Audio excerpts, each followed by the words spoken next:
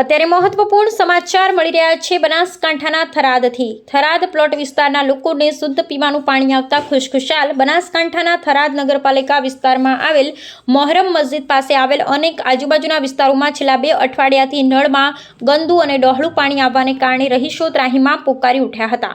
તે અહેવાલ અમારા જાક્ષિક ગુજરાત ન્યૂઝ થરાદના પ્રતિનિધિ કયુમભાઈ ચૌહાણ દ્વારા અહેવાલને લોકો સમક્ષ પ્રસિદ્ધ કરવામાં આવ્યો હતો।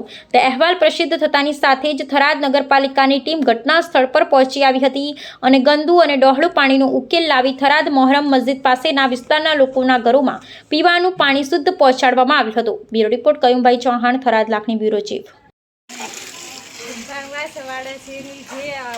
પાણી ખરાબ આવતું હતું એના નિકાલ થઈ ગયો છે। હવે પાણી એકદમ સારું આવે છે।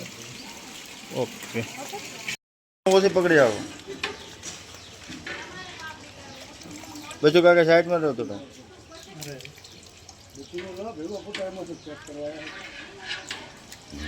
તમે ફોટા નથી બરાબર કરી